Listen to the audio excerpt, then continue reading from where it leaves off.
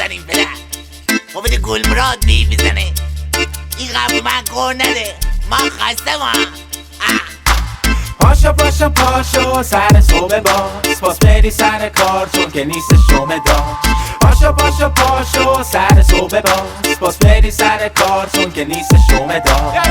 پدر تو هیچ وقت تو رو دوست نداشت، دوست داشت که کار کنی صبح و شب براش، بکنی باغبونی اون بکشه مواد، وقتی که خواب بودش بری سر قرار. مامانم رفیقا من بوی خوب میدم، اما من دارم بوی کود میدم. میخوام برن سر قرار بهشون پول میدن، اما مامان بابای منن و ازم دور میشن. بگو چرا چرا چرا ازم بدت میاد مامان؟ بگو چرا چرا چرا ازم بدت میاد بابا؟ بگو چرا چرا چرا ازم بدت میاد مامان؟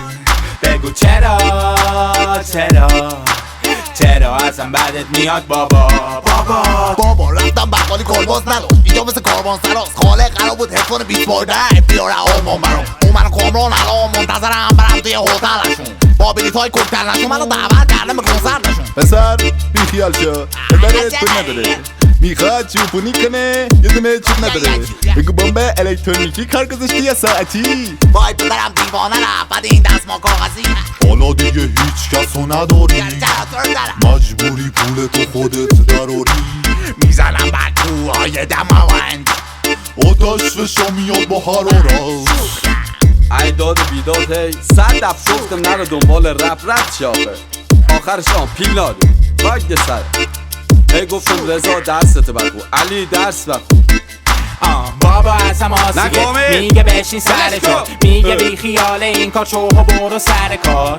میگه تا که میخوای تو به کار دل بدی، چند وقت دیگه باید بری سر خونه زندگی. بابا ازم آسیه میگه بشین سر جا، میگه بی خیال این کار شو و برو سر کار.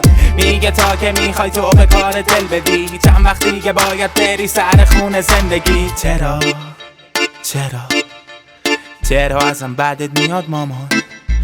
چرا چرا چرا ازم بدت میاد بابا؟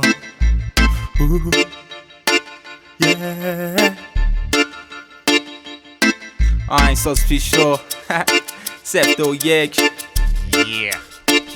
داشت رضا با کسی مشکل داری داداش؟ نه داداش بیا بیرون، برونش یه وقت بیا بیرون. فانش کردیم بابا داستانو. داشت واسه هرچی که نباید توضیح بدی که دوست داشتیم فانش کردیم. بیا